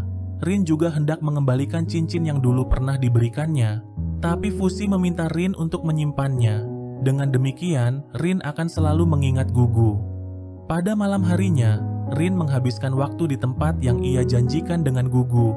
Di saat sang ayah datang untuk menjemputnya, Rin lalu mengatakan kalau ia tidak akan menikah karena dirinya telah mencintai seseorang, tapi kini orang itu sudah tidak ada lagi bersama mereka. Selama berhari-hari, Fushi terus berjalan tanpa arah yang jelas. Ia masih merasa terpukul atas kematian Gugu yang tiba-tiba terjadi begitu saja. Dalam keputusasaannya, Fushi kemudian menanyakan kenapa dirinya diciptakan. Sosok berjubah hitam itu lalu menjelaskan kalau Fushi diciptakan untuk mengumpulkan semua informasi yang ada di bumi dan juga melindunginya. Ia juga mengatakan kalau Knocker akan selalu berusaha untuk menguasainya. Fushi yang mendengar itu kemudian langsung berubah menjadi buah yang sering dimakannya. Ia berpikir kalau cara demikian akan membuat Knocker berhenti mengejarnya. Tapi sosok berjubah hitam itu berkata kalau cara seperti itu tidak akan menghentikan mereka. Dan jika Fushi terus-menerus kalah, maka Fushi akan kembali ke wujud semula sebagai bola. Dan jika itu terjadi, Fushi tidak akan bisa lagi kembali menjadi dirinya yang sekarang. Mendengar semua itu malah membuat Fushi sangat kesal, karena sosok berjubah hitam itu terus memerintahnya tanpa melakukan apapun untuk melawan para Knocker. Sosok berjubah hitam itu lalu mengatakan kalau menghentikan mereka adalah tugas Fushi, karena suatu saat dirinya akan menghilang, dan pada saat itu, Fushi harus bisa mengatasi mereka sendirian. Di tengah pembicaraan mereka, Fushi tiba-tiba mencium bau yang sangat tidak asing baginya. Ia kemudian pergi ke dalam hutan mengikuti bau itu. Dan ternyata, itu adalah Pioran yang memutuskan untuk mengejar Fuzi. Wanita tua itu mengatakan kalau dirinya akan ikut bersama dengan Fuzi, sementara Rin yang akan mengurus si kakek di rumah. Ia juga telah memberitahukan semuanya tentang Fuzi kepada Rin. Awalnya, Fuzi menolak dan meminta Pioran untuk segera kembali, karena ikut bersamanya akan sangat berbahaya. Tapi Pioran sama sekali tidak peduli. Dirinya ingin menjadi tongkat yang bisa mendukung langkah Fuzi. Walaupun Fuzi sudah memaksanya untuk pulang, tapi wanita tua itu tetap menolaknya. Fuzi yang tak bisa berbuat apa-apa lagi pun terpaksa membiarkannya untuk ikut. Selama di perjalanan, Pioran berusaha untuk tidak merepotkan Fuzi. Ia bahkan memasak dan menangkap ikan untuk mereka. Tapi Fuzi yang masih kesal berusaha untuk mengabaikannya. Beberapa hari kemudian, mereka akhirnya sampai di sebuah kota. Pioran yang kelaparan lalu singgah di sebuah kedai untuk mengisi perutnya. Sementara itu, sosok berjubah hitam kembali muncul dan memberitahukan bahwa Noker berada 6 km jauhnya di belakang mereka. Belum selesai mereka berbicara, Pioran tiba-tiba datang ke tempat itu. Tapi Pioran sama sekali tak bisa melihat sosok berjubah hitam tersebut. Fuzi lalu menceritakan semua tentang sosok berjubah hitam itu kepada Pioran. Saat kembali melanjutkan perjalanan, Pioran meminta Fuzi untuk memanjat sebuah pohon yang berbuah sangat lebat. Tapi anehnya, Fuzi tidak bisa berubah menjadi March. Ia bahkan tidak mengingat apapun tentang gadis kecil yang lihai memanjat itu. Hal itu lantas membuat Pioran sangat terkejut. Ternyata, hal itu dikarenakan Fuzi yang belum mengalahkan Noker yang telah mencuri wujud March darinya. Selain kehilangan wujud gadis kecil itu, Fuzi juga kehilangan ingatan akan dirinya. Fuzi lantas merasa khawatir akan melupakan semua orang yang pernah ditemuinya. Ia pun bertekad untuk menjadi lebih kuat agar bisa mencegah hal itu terjadi. Pada hari-hari berikutnya, Fuzi mulai menciptakan berbagai benda yang mungkin akan berguna baginya saat bertarung. Pioran lantas mendapatkan sebuah ide. Ia mengajak Fuzi ke sebuah pulau tak berpenghuni yang dipenuhi oleh berbagai jenis hewan. Pioran yakin kalau Fuzi bisa memperkuat diri di sana. Pada keesokan harinya, mereka pergi ke pelabuhan untuk menyeberang ke pulau tersebut. Seorang gadis kemudian dengan baik hati memandu mereka menaiki sebuah kapal. Tapi saat masuk ke dalamnya, mereka berdua langsung dipisahkan dan dimasukkan ke dalam tahanan. Ternyata gadis itu telah menjebak mereka berdua. Tangan Fuzi kemudian dicap untuk menandakannya sebagai tahanan.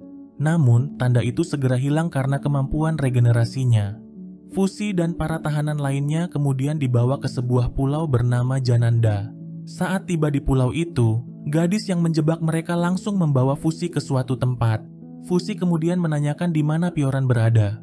Gadis bernama Tonari itu lantas mengatakan kalau wanita tua itu sudah diurus oleh orang lain, tapi ia tak tahu bagaimana kondisinya saat ini.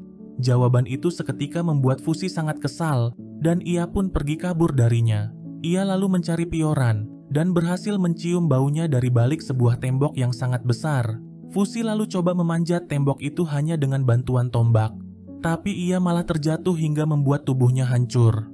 Ketika dirinya sedang beregenerasi, Tonari dan teman-temannya secara kebetulan melihatnya. Belum mau menyerah, Fuzi lalu hendak memanah seekor burung agar ia bisa berubah menjadi burung itu. Tapi salah satu teman Tonari yang bernama Mia langsung menghentikannya. Karena burung yang hendak dipanah oleh Fuzi adalah hewan peliharaan Tonari. Tonari lalu mengatakan kalau usaha Fuzi untuk mengeluarkan Pioran dari sana akan sia-sia. Karena faktanya, pulau ini adalah tempat bagi para kriminal yang tidak bisa ditangani. Tidak ada yang bisa keluar setelah masuk ke dalam pulau ini. Mengetahui hal itu lantas membuat Fuzi sangat marah dan kesal. Apalagi di saat melihat Tonari yang seakan merasa tidak bersalah. Kendati demikian, masih ada satu cara jika ingin keluar dari pulau ini, yaitu dengan mengikuti pertarungan hidup dan mati di sebuah arena. Pada keesokan harinya, banyak orang telah berkumpul untuk mengikuti turnamen tersebut. Selain menjadi hiburan, pemenang turnamen ini juga akan memiliki kendali penuh atas pulau ini, dan semua permintaannya akan dikabulkan. Dengan kata lain, pemenang dari turnamen ini akan menjadi raja. Setelah mengetahui itu, Fuzi pun setuju untuk mengikutinya. Sesaat kemudian, semua peserta turnamen dipanggil masuk ke dalam arena. Di saat itu juga, para peserta langsung saling membunuh satu sama lain. Fusi pun hanya bisa terpaku menyaksikan apa yang sedang terjadi. Semua penonton kemudian bersorak-sorai ketika seorang pria berhasil menjadi satu-satunya yang berdiri di arena. Namun, semuanya seketika terdiam ketika melihat Fusi yang berjalan perlahan ke dalam arena. Pria itu kemudian langsung melemparkan sebuah kapak yang tepat menancap ke kepala Fusi. Tapi Fusi masih bisa berdiri. Hal itu kemudian membuat semua orang sangat terkejut. Sementara Fusi malah merasa sangat dilema dan tak tahu harus melakukan apa. Karena semua orang akan melihatnya sebagai makhluk yang abadi. Jika ia berpura-pura mati, maka dirinya tidak akan bisa memenangkan turnamen ini. Pria itu lalu kembali menghujamkan berbagai senjata ke tubuh Fusi. Tapi apa yang terjadi selanjutnya sungguh membuat semua orang sangat tercengang. Fusi masih hidup dan bahkan berdiri. Hal itu kemudian membuat pria itu sangat ketakutan. Ia kemudian memutuskan untuk berpura-pura mati agar bisa menghindari pertarungan dengan Fusi. Atas kemenangan itu, semua orang tiba-tiba menjadi sangat baik kepada Fusi dan berusaha mencari perhatiannya. Melihat situasi itu, Tonari dan komplotannya lalu menggunakan kesempatan itu untuk meraup keuntungan.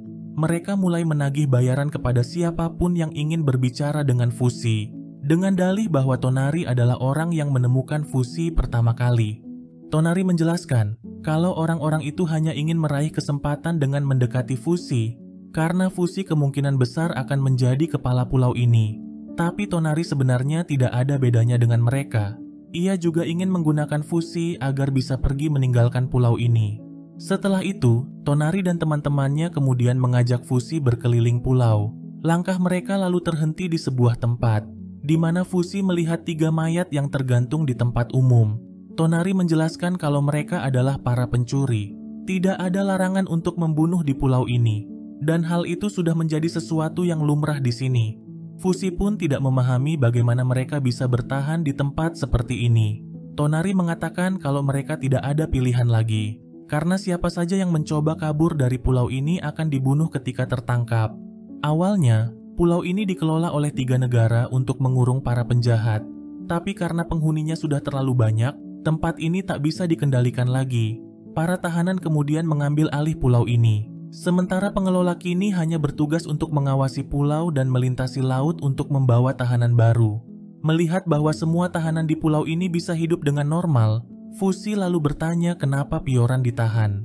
Tonari lalu memberitahukan kalau Pioran adalah seorang penjahat yang kejam. Rumornya, Pioran telah meracuni 10 orang saat berada di Yanome. Fusi pun cukup terkejut mengetahui hal itu. Tonari kemudian mengaku bahwa seseorang telah membujuknya agar menggiring mereka berdua masuk ke dalam kapal menuju Jananda. Fusi yang tidak mau mendengar apapun lagi kemudian pergi meninggalkan mereka. Pada malam harinya, seorang wanita misterius mendatangi Fusi yang sedang tertidur. Ia kemudian melakukan hal aneh yang sedikit menjijikan terhadap Fusi. Pada keesokan harinya, babak kedua turnamen pun sudah dimulai. Tampak seorang wanita yang dengan sangat brutal membantai setiap orang yang ada di dalam arena. Sebagai pemenang babak kedua ini, wanita itu akan berduel di final dengan Fusi atau lawannya yang akan bertarung sebentar lagi. Namun, Fusi tak kunjung muncul padahal pertandingan akan segera dimulai. Ternyata, Fusi saat ini masih terus berusaha memanjat dinding di mana Pioran ditahan. Tapi ia selalu terjatuh setiap kali mencobanya. Fusi kemudian mencoba cara lain untuk masuk dengan menggali sebuah lubang. Namun tiba-tiba, seekor tikus tanah menggigitnya. Fusi yang terkejut kemudian langsung menggigit tikus itu sampai mati, yang kemudian membuatnya merasa sangat bersalah. Di waktu yang bersamaan, Fusi menyadari kalau tikus itu telah menggali sebuah lubang. Ia kemudian berubah menjadi tikus itu dan berharap dirinya bisa masuk ke dalam lubang itu. Sebelum ia masuk, burung milik Tonari tiba-tiba mencengkeramnya dan membawanya pada Tonari. Mereka lalu pergi ke arena untuk mengikuti babak yang kedua. Lawan Fusi kali ini adalah seorang mantan prajurit yang cukup kuat. Tidak seperti sebelumnya, Fusi kali ini berusaha melindungi dirinya dengan berbagai benda yang diciptakannya. Walaupun Fusi sudah memintanya agar menyerah saja, tapi pria itu sama sekali tidak menghiraukannya. Fusi yang tak ingin melukainya kemudian berusaha untuk membuatnya ketakutan. Tapi usaha yang ia lakukan berakhir sia-sia, dan pria itu malah semakin menantangnya. Hal itu lantas membuat Fusi sangat kebingungan. Ia tidak tahu harus berubah menjadi apa lagi untuk membuatnya merasa takut. Di tengah kekalutannya, Fusi tiba-tiba mengingat sosok Parona. Dan secara mengejutkan, ia seketika berubah menjadi gadis itu. Di saat pria itu hendak menyerangnya, Fusi dengan cepat menghindar dan langsung menendangnya hingga membuatnya terkapar. Semua penonton pun langsung bersorak-sorai atas kemenangan tersebut. Setelah pertarungan itu, Fusi akhirnya menyadari kalau Parona sudah meninggal. Karena itulah ia bisa menggunakan wujudnya. Hal itu lantas membuat Fusi sangat bersedih. Ia kembali mengingat kebaikan Parona yang telah banyak membantunya. Atas kemenangan yang diraih oleh Fusi, Tonari dan teman-temannya pun hendak merayakannya dengan mengadakan acara makan bersama. Tapi Fusi yang masih terpukul atas kematian Parona memutuskan untuk pergi menyendiri. Walaupun Tonari berusaha membujuknya, tapi Fusi tetap menolak bergabung bersama mereka. Ia juga masih kesal terhadap Tonari, karena perbuatannya telah membuat Pioran ditahan sampai sekarang. Walaupun Tonari menceritakan hal buruk mengenai Pioran, tapi dia tetaplah orang yang sangat berharga bagi Fusi. Untuk menebus kesalahannya, Tonari kemudian berjanji akan membantu Fusi untuk mencari tahu identitas orang yang telah menyuruhnya menjebak mereka berdua. Walau demikian, Fusi belum sepenuhnya percaya pada gadis itu, tapi Fusi berusaha berpikir positif dan menghargai bantuannya. Di malam harinya, Fusi berubah menjadi tikus dan akhirnya berhasil masuk ke sisi tembok bagian dalam. Namun, ia harus kembali memanjat sebuah bangunan penjara yang menahan Pioran. Tapi wujud Parona yang digunakannya sama sekali tidak bisa memanjat. Untungnya, Pioran masih bisa mendengar teriakannya dari bawah. Setelah memberitahukan bahwa Parona sudah mati, Pioran pun sangat menyesali apa yang terjadi pada gadis itu.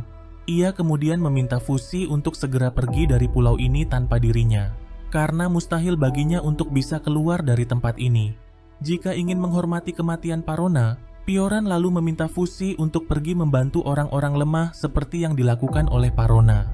Pada keesokan harinya, babak ketiga turnamen akhirnya dimulai. Saat masuk ke dalam arena, Fusi langsung berubah menjadi Parona untuk menyerang lawannya. Tapi lawan Fusi kali ini cukup tangguh dan sulit dijatuhkan. Fusi bahkan hampir saja dikalahkan oleh pria itu. Tapi ia dengan cepat berubah menjadi tikus untuk melepaskan diri. Fusi kemudian menendang pria itu hingga membuatnya terpental. Walaupun Fusi sudah memintanya untuk menyerah, tapi pria itu masih belum mau mundur. Hal itu lantas membuat semua orang sangat kesal karena Fusi tidak segera menghabisinya. Fusi bahkan berusaha melindungi pria itu dari para penonton yang menyerangnya. Amarah para penonton pun kian tak terbendung lagi melihat hal itu. Dan secara tiba-tiba, sebuah anak panah yang luput dari pandangan Fusi seketika menembus tubuh pria itu. Fusi akhirnya dinyatakan sebagai pemenang di babak ketiga ini. Untungnya, pria yang menjadi lawan Fusi tadi masih selamat. Ia pun sangat penasaran kenapa Fusi tidak membunuhnya. Mendengar jawaban Fusi yang tidak ingin melukai orang lain, pria itu pun hanya tertawa kecil. Ia lalu bercerita kalau dirinya ingin menolong seseorang dengan mengikuti turnamen ini, yaitu untuk mengeluarkan adiknya dari pulau ini. Mendengar itu, Fusi lalu berjanji akan membawa mereka berdua keluar jika berhasil memenangkan turnamen ini. Sesaat kemudian, sekelompok orang tiba-tiba datang ke tempat itu. Mereka sangat kesal dengan apa yang dilakukan oleh Fusi di turnamen. Di saat orang lain mempertaruhkan hidupnya, Fusi sama sekali tidak melakukan apapun. Menurut mereka, Fusi tidak bertarung dengan serius, dan tindakannya itu hanya menindas semangat lawan. Situasi pun semakin memanas di saat Tonari berusaha menenangkan mereka. Dan secara tiba-tiba, sesuatu muncul dari dalam tanah menembus tubuh Fusi, bersamaan dengan munculnya Noker dalam wujud Oniguma. Fusi lalu meminta Tonari dan teman-temannya agar segera pergi, karena makhluk itu hanya mengincar dirinya. Fusi kemudian coba memancing Noker menuju tempat yang aman dari para penduduk pulau. Setelah itu, ia berubah menjadi tikus dan masuk ke dalam tubuhnya. Tapi sayangnya, makhluk itu dapat dengan mudah mengeluarkannya. Ketika Fusi hendak diserang, Tonari dan teman-temannya tiba-tiba datang menyelamatkannya. Para penduduk pulau juga ikut membantu menahan makhluk itu. Menyadari bahwa beruang itu terbuat dari batu, Tonari lantas mendapatkan sebuah ide. Mereka mulai menyerang beruang itu menggunakan anak panah yang telah diikat dengan bahan peledak. Dengan kemampuan memanah Parona, Fusi kemudian berusaha membidik sebuah celah ke dalam tubuh makhluk itu. Usaha dan kerjasama mereka akhirnya berhasil mengalahkannya. Fushi juga berhasil mendapatkan kembali wujud March dan Oniguma yang dicuri darinya. Atas bantuan Tonari dan teman-temannya, pandangan Fushi terhadap mereka pun mulai berubah. Di malam harinya, Fushi akhirnya bersedia untuk makan malam bersama mereka. Tonari dan teman-temannya sangat bersemangat mendengar semua yang diceritakan oleh Fushi, baik tentang Knocker ataupun sosok berjubah hitam yang selalu mengikutinya. Di saat Mia menanyakan impian Fushi, Fushi mengatakan kalau dirinya hanya ingin mengalahkan para Knocker. Sementara Tonari dan teman-temannya bermimpi untuk keluar dari pulau ini dan melakukan sesuatu yang mereka sukai. Seperti Mia yang bermimpi menjadi seorang model, Uroi yang ingin memelihara banyak ternak, Sandel yang ingin menjadi dokter, dan Upa yang ingin membuka sebuah toko. Ketika Fushi menanyakan impian Tonari, gadis itu enggan untuk memberitahukannya. Di saat mereka sedang tertidur, Fushi yang sangat penasaran dengan sebuah buku harian yang selalu dibawa oleh Tonari kemudian membacanya sedikit. Di buku itu, terungkap bahwa impian Tonari sebenarnya adalah membahagiakan semua teman-temannya. Dulunya, Tonari dan kedua orang tuanya menjalani hidup yang bahagia sebagai keluarga. Hingga pada suatu hari, Tonari yang baru bangun pagi mendapati sang ibu yang sudah tidak bernyawa. Pihak gereja kemudian menetapkan bahwa sang ayahlah yang telah membunuhnya.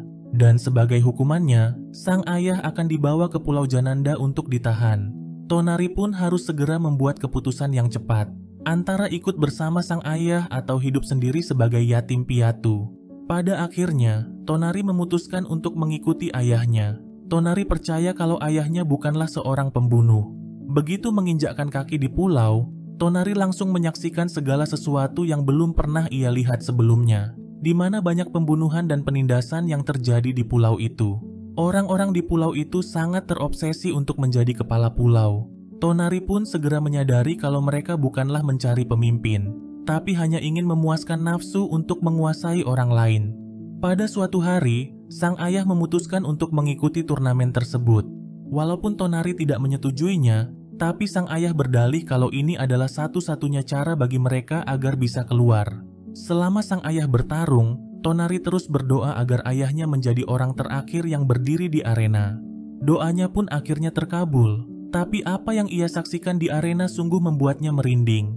Ia melihat sang ayah tanpa kenal ampun membantai semua lawannya. Sang ayah bahkan tertawa dan seakan menikmati apa yang sedang dilakukannya. Tonari pun segera menyadari kalau orang itu bukan lagi ayahnya. Ia juga mulai percaya kalau sang ayah memang membunuh ibunya. Di saat hendak pergi meninggalkan pulau, sang ayah malah tewas diracun oleh orang-orang yang tidak menyukainya. Tonari yang melihat itu pun seakan tidak peduli dengan apa yang terjadi pada ayahnya. Sejak saat itu, ia mulai menjalani kehidupan seorang diri, hingga akhirnya ia bertemu dengan semua teman-temannya saat ini. Setelah beberapa tahun, Tonari mulai bekerja di kapal pengantar para tahanan baru. Ia berpikir kalau itu adalah satu-satunya kesempatan untuk meninggalkan pulau. Namun, Tonari segera menyadari kalau orang di luar pulau tidak begitu menyambut dirinya. Hal itu kemudian membuat Tonari kehilangan semangatnya untuk meninggalkan pulau. Sampai ketika dirinya berusia 14 tahun, di mana ia bertemu dengan Fushi untuk yang pertama kalinya. Seorang wanita kemudian memintanya untuk membawa Fushi ke Jananda. Wanita itu mengatakan kalau Fushi bisa mengubah nasibnya dan seluruh orang-orang di Jananda. Apa yang dikatakan oleh wanita itu ternyata benar. Semua orang sangat terpukau dengan kemampuan yang dimiliki oleh Fushi. Tonari pun mulai yakin jika Fushi bisa mengubah takdir orang-orang di Jananda. Dengan keahlian memanjat March, Fushi akhirnya berhasil masuk ke dalam ruang tahanan Pioran. Kedatangannya lantas membuat Pioran sangat bahagia. Fushi kemudian memberitahukan bahwa ia akan segera mengeluarkan Pioran setelah dirinya berhasil memenangkan turnamen. Beberapa saat kemudian, babak final turnamen pun akan segera dimulai, dan yang menjadi lawan Fushi adalah wanita misterius yang pernah mendatanginya saat tertidur. Ketika melihat wajah wanita itu, Fushi langsung mengingat kalau wanita itu ternyata adalah Hayase, orang yang telah membunuh March. Kemunculannya lantas membuat Fushi dibakar rasa amarah. Tanpa banyak bicara, ia kemudian berubah menjadi Oniguma dan menyerang wanita itu. Tapi wanita itu bisa dengan mudah menghindar dan bahkan menyerang balik Fushi. Setelah itu, Fushi mencoba wujud Parona untuk melawannya. Hayase lantas mengatakan kalau Parona adalah hadiah yang ia berikan kepada Fushi Ia kemudian mengaku bahwa dirinya lah orang yang telah membunuh Parona. Bahkan, ia telah menghabisi semua orang yang ada di Ninana.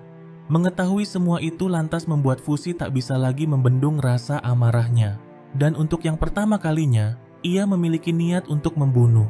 Dengan segenap rasa amarahnya, Fusi kemudian menyerang Hayase secara bertubi-tubi. Tapi Hayase dapat dengan mudah menghalau semua serangannya.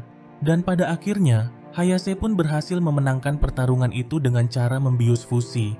Menyaksikan itu, Tonari dan teman-temannya pun dibuat sangat terkejut. Hayase kemudian memperkenalkan dirinya kepada semua penonton di arena. Ia mengatakan kalau Fusi adalah miliknya, dan ia adalah orang yang menemukan Fusi pada 5 tahun yang lalu. Tapi setelah dirawat selama setengah tahun, Fusi kabur darinya. Dan sejak saat itu, ia telah mencari Fusi mati-matian ke berbagai daerah. Hingga akhirnya ia berhasil sampai di tempat ini. Hayase mengatakan kalau Fusi membutuhkan bantuan untuk menghadapi para monster seperti yang kemarin muncul di pulau ini. Banyak orang kemudian berpikir kalau Fusi adalah penyelamat mereka. Hayase lantas mengajak mereka semua bergabung bersamanya untuk melindungi Fusi. Ia juga mengatakan bahwa semua orang yang mengikutinya akan bebas dari kelaparan.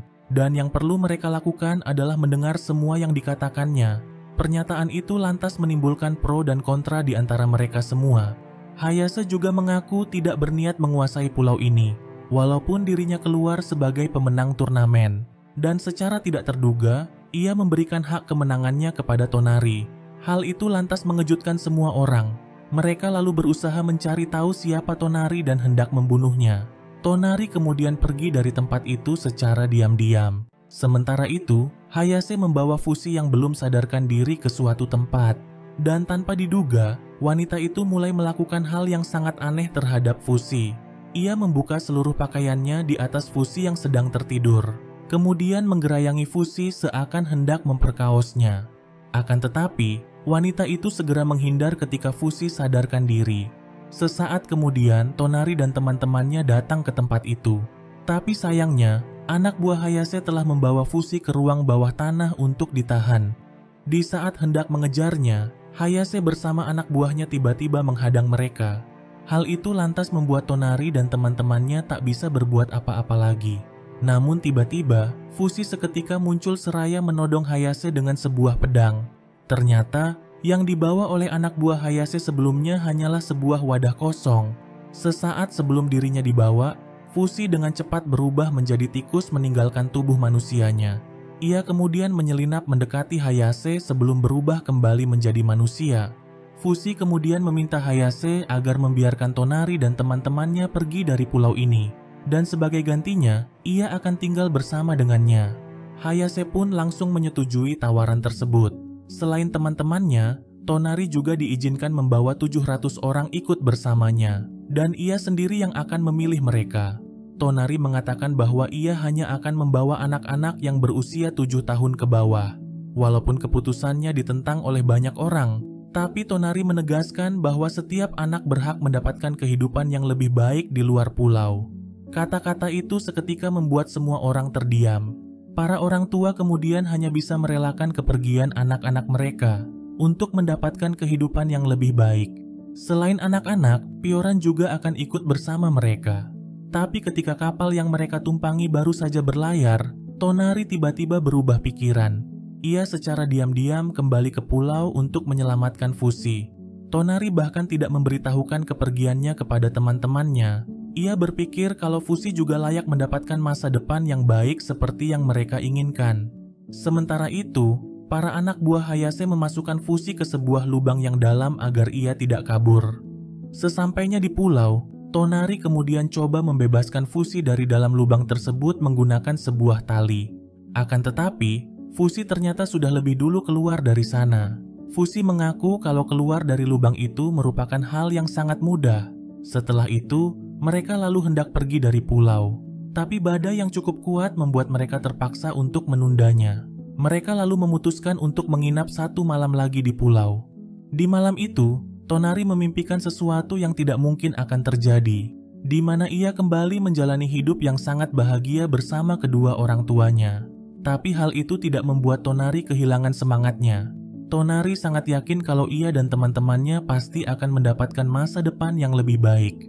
Esok harinya, Hayase mendapat kabar dari anak buahnya bahwa sedang terjadi sesuatu di kota. Sementara itu, Tonari dan Fushi sudah bersiap untuk meninggalkan pulau. Namun, sosok berjubah hitam tiba-tiba memberitahunya bahwa Noker telah muncul di kota. Fushi kemudian mengurungkan niatnya untuk pergi dan ingin menghadapi Noker terlebih dahulu. Ia tidak peduli walaupun Tonari sudah memperingatkannya. Sesampainya di kota, Fushi melihat sesuatu yang belum pernah ia lihat sebelumnya, di mana para mayat-mayat kembali hidup dan menyerang para penduduk pulau. Ternyata, para Noker telah mengambil alih tubuh para penduduk pulau yang sudah mati dari lubang pembuangan mayat. Banyaknya jumlah mereka lantas membuat Fushi sangat kewalahan untuk menghadapinya. Tapi untungnya, Tonari akhirnya datang untuk membantunya. Dan tanpa diduga, Mia dan yang lainnya juga kembali ke pulau untuk membantu mereka. Hal itu lantas membuat Tonari sangat terkejut dan tak mengerti kenapa mereka kembali.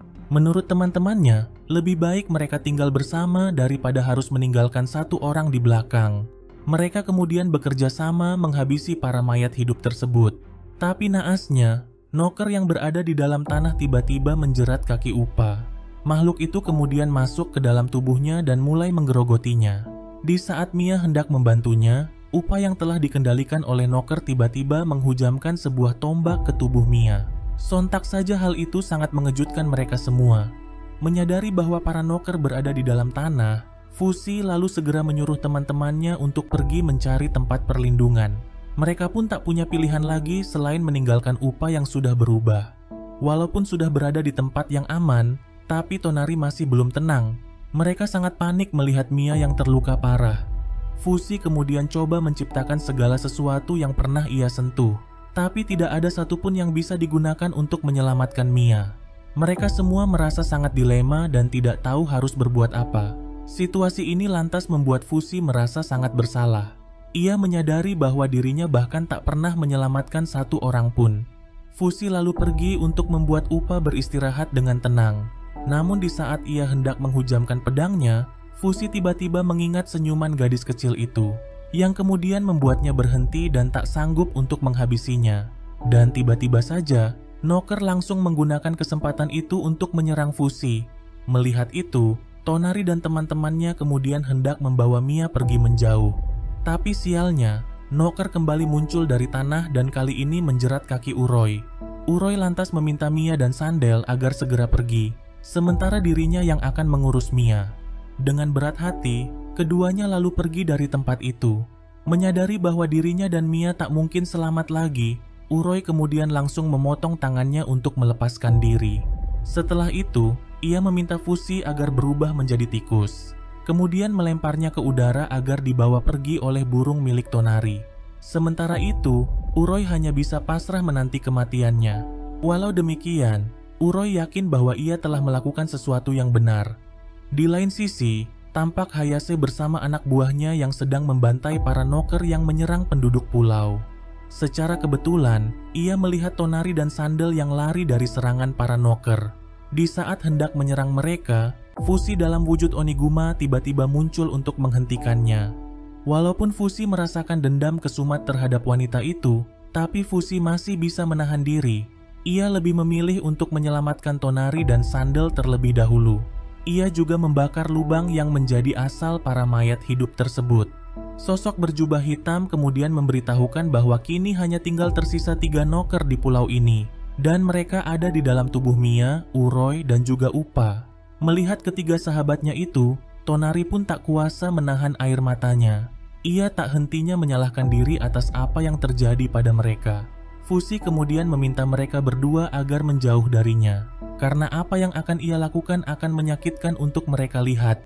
Tapi sebelum itu, Hayase tiba-tiba datang dan langsung menangkap Tonari. Wanita itu kemudian mengancam akan menjatuhkan Tonari. Tapi jika ingin Tonari selamat, Fushi harus mengizinkan dirinya untuk menghabisi ketiga temannya yang telah berubah menjadi Noker. Wanita itu mengatakan kalau dirinya rela melakukan tugas kotor untuk melindungi Fushi. Melihat obsesi wanita itu terhadap dirinya, lantas membuat Fushi sangat kebingungan dengan jalan pikirannya. Fushi tidak memahami apa sebenarnya yang diinginkan oleh wanita itu dari dirinya.